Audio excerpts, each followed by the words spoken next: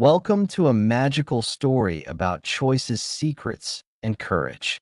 Listen carefully because this journey will change everything. Elias lived in a small town near a forest. The town was quiet and slow. People woke up early, went to work, and came home before dark. Nothing exciting ever happened there. At least that was what people said. Elias did not agree. Since he was very young, Elias felt that the town was strange. Not scary, but different. Sometimes the wind stopped when he walked past. Sometimes dogs looked at him and did not bark. Sometimes his shadow moved a little too late, like it was thinking before it followed him. Elias never told anyone. Not his parents. Not his teachers. He was afraid they would laugh or worry. So he kept quiet. Elias was very good at being quiet. Every morning, Elias walked to school. The road went past old houses and broken fences. At the end of the road was a bridge. The bridge was old and made of stone. People crossed it every day, but nobody liked to stop there. Elias always stopped. When he stood on the bridge, he felt calm. The noise of the town became soft. His heart slowed down. It felt like the bridge knew him. One morning, Elias noticed something new. There was a mark on the bridge. It looked like a door, drawn with a thin, dark line. Elias touched it. The stone felt warm. "Stop," a voice said. Elias turned around. Nobody was there. The road was empty. "Do not open it yet," the voice said again, very quietly. Elias pulled his hand away. His heart started to beat fast. He ran to school and did not look back. That night, Elias could not sleep. He heard small sounds in his room. The clock ticked too loud. The air felt heavy. Then he heard a soft knock. Knock, knock. Elias sat up in bed. The sound came from the window. He stood up slowly and walked to it. Outside, the sky was dark. No stars. No moon. On the floor near the window lay a black envelope. The envelope moved. Elias opened the window. Cold air came in. The envelope slid inside the room and stopped near his feet. His name was written on it in silver letters. Elias Verne. His hands were shaking. He picked it up. It was warm, like the bridge. Inside was a letter. The paper was thick and old. The words were simple. "You are invited to the gate school. Come tomorrow at midnight. Go to the old bridge. Do not be late." That was all. Elias read the letter again and again. His heart was full of fear and excitement. Gate school. He had never heard that name before. He did not sleep that night. The next day felt very long. At school, Elias could not focus. Words on the board looked strange. Time moved slowly, like it did not want to pass. When the sun went down, Elias went to his room and packed a small bag. He did not know why. He just felt he should. At 11:50, he left the house quietly. His parents were asleep. The town was silent. Elias walked to the bridge. The forest around it was dark and still. He stood in the middle of the bridge and waited. Midnight came. The air changed. The wind stopped. The mark on the stone began to glow. The line became a real door. The door opened. Behind it was not the forest. It was a long hall with lights on the walls. Elias took a deep breath and stepped inside. The door closed behind him. He was standing in front of a huge building. It was taller than any house in his town. Windows shone with warm light. Students were walking around. Some were laughing. Some looked nervous. Some did strange things. One boy spoke to the air. One girl held a bottle that glowed. One student's shadow did not match his body. Elias felt afraid. And for the first time in his life, he felt he belonged. A woman walked toward him. She wore a dark coat and smiled kindly. "Welcome, Elias," she said. "We have been waiting for you." "How do you know my name?" Elias asked. She looked at him closely. "Because the gate knows you," she said. She turned and walked toward the building. Elias followed. Inside, the school was even stranger. Stairs moved. Doors whispered. Pictures watched him. "This is the gate school," the woman said. "Here, we learn how to see the world as it really is." "What is the gate?" Elias asked. The woman stopped. Her smile faded. "That," she said slowly, "is something you will learn. But not today." She opened a door. Inside was a small room with a bed, a desk, and a window. "This is your room," she said. "Classes start tomorrow." Before Elias could ask another question, she left. Elias sat on the bed. His head was full of thoughts. The whisper returned. It was clearer now. "You are closer," it said. Elias lay down and closed his eyes. Far away, deep under the school, something moved, and the gate listened. Elias woke up early. For a moment, he did not know where he was. The ceiling was higher than at home. The light was softer. The air felt warm and calm. Then he remembered the bridge, the door, and the school. The gate school. He sat up slowly. His room was small but clean. On the desk lay new clothes, dark and simple. Next to them was a small card. It said only one word: "Listen." Elias put on the clothes and left the room. The hallway was long and quiet. The walls seemed to breathe. When he walked, the floor made a soft sound, like a whisper under his feet. Other students came out of their rooms. Some looked excited. Some looked scared. Some looked tired, like they had not slept at all. A tall boy with dark hair walked next to Elias. "First day?" he asked. "Yes," Elias said. "Me too," the boy smiled. "My name is Joran." "I'm Elias." Joran nodded. "Do you hear it too?" "Hear what?" Elias asked. Joran looked around and lowered his voice. "The school," he said. "It talks. Not with words. With feelings." Elias felt his heart beat faster. "Yes," he said. "I hear it." Joran smiled wider. "Good. Then you will survive." They walked into a large hall. Many tables stood there. Teachers waited at the front. One woman stepped forward. It was the same woman who welcomed Elias the night before. "Welcome," she said. "My name is Mistress Vale. Today you begin learning. Not magic, not tricks. You learn how to choose." She looked at the students carefully. "Everything you do here has a price. The school will teach you that." The first lesson was called listening. The students sat in a circle. The room was silent. "Close your eyes," Mistress Vale said. "Do not think. Do not speak. Just listen." Elias closed his eyes. At first, he heard nothing. Then slowly, he felt something. A soft pull in his chest. A slow sound, like deep water moving. He opened his eyes. The room looked the same, but he felt different. Calmer. Clearer. "Good," Mistress Vale said. "The world always speaks. Most people are too loud to hear it." Later, Elias met a girl with red hair. She held a small glass bottle. "My name is Mara," she said. "Do not touch this." "What is inside?" Elias asked. Mara smiled. "A memory. My mother's voice." Elias did not ask more. Days passed. Elias learned many things. He learned how to feel hidden doors. He learned how to stop his thoughts for a moment. He learned how to see lies and shadows. At night, he dreamed of the gate. In his dreams, it was very big. Bigger than the school. Bigger than the town. And it was opening. One evening, Elias noticed something strange. A student was missing. A boy named Tomas. His bed was empty.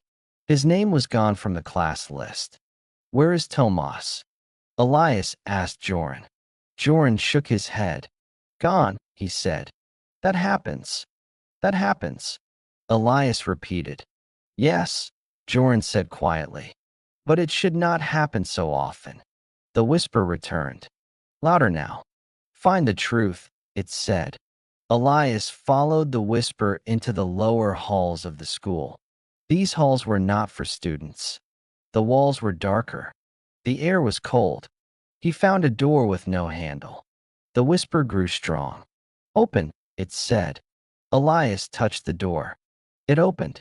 Inside was a room full of books. Very old books. One book lay open on a stone table. Elias read the first line. "The gate is not a door. It is a choice." Elias felt fear. He knew now that the school was hiding something, and he knew he was part of it. Behind him, a shadow moved. "Do not read that," a cold voice said. Elias turned. A man stood there, tall, thin. His eyes were dark.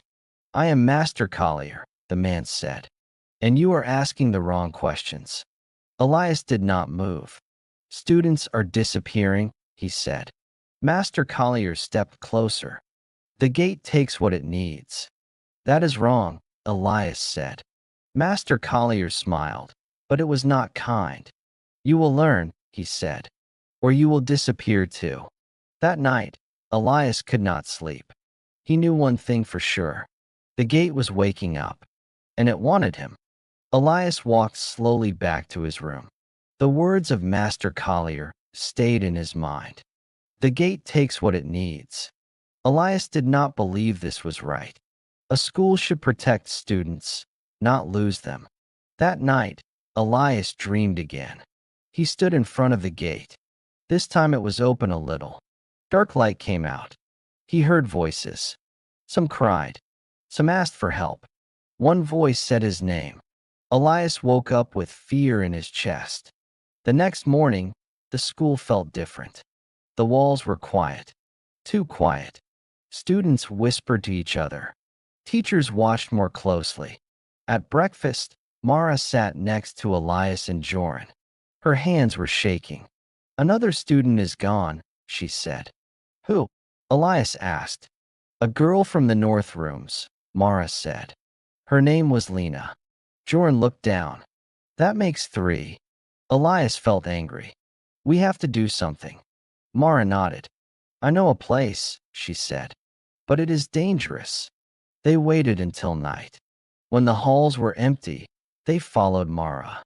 She led them down a narrow staircase. The stairs went deep under the school. "This place keeps broken things," Mara said. "Broken objects. Broken rules." They reached a small room. In the middle stood a mirror. The glass was dark, like water at night.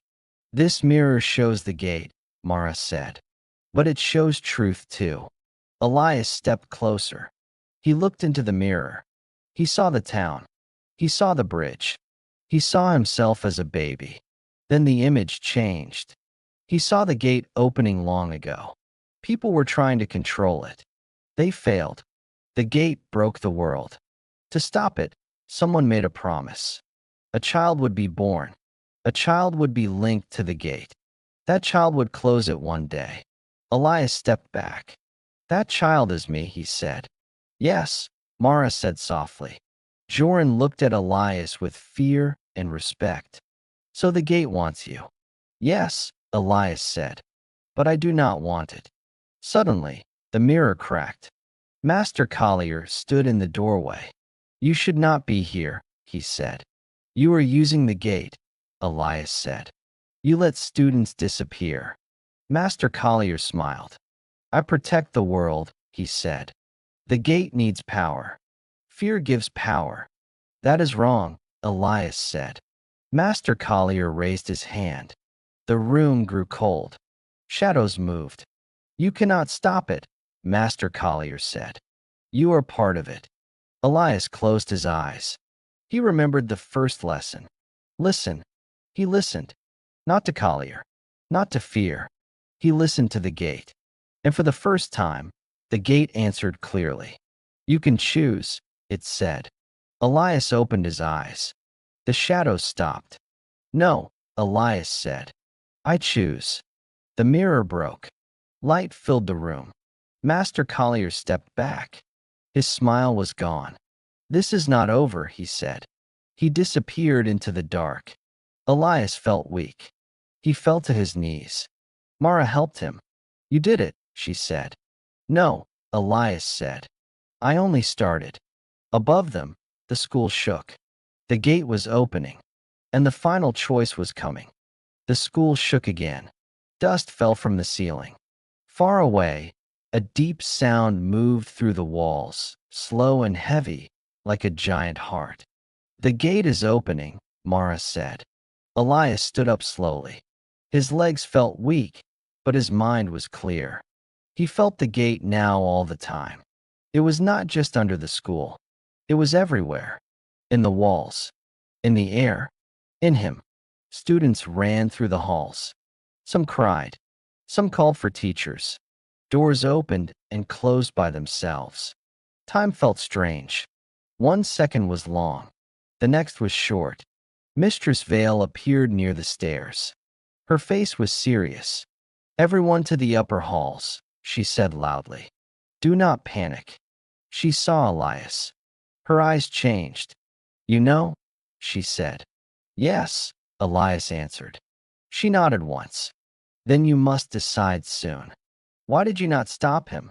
Elias asked. Why did you let Master Collier do this? Mistress Vale looked tired. Because the gate needs a keeper, she said. And every keeper believes their way is the right one. They moved together toward the center of the school. The air grew colder. The sound grew louder. They reached a large round room. In the middle was the gate. It was no longer small. It was tall and wide. Light and shadow moved inside it. Shapes tried to come out. The gate breathed. Master Collier stood in front of it. His arms were raised. His face showed joy. It is beautiful, he said. Power without end. You are killing the school, Elias said. I am saving the world, Collier answered. Fear keeps it closed. Control keeps it safe. No, Elias said. Choice keeps it safe. The gate reacted. The light changed. It pulled Elias closer. You are ready, the gate said inside his mind. Close me, or open me. Elias saw two futures. In the first, he gave himself to the gate. The gate closed. The school stayed. The world was safe. Elias was gone. In the second, he walked away. The gate opened more. The world broke slowly. There is a third way, Elias said. Master Collier laughed. There is always a price. Yes, Elias said, and I will pay it. He stepped forward. He did not give the gate his life. He gave it his memory. The gate stopped. The light pulled back. The sound became quiet. Master Collier screamed. No. The gate closed. The room became silent. Collier fell to the floor. His power was gone. The shadows left him.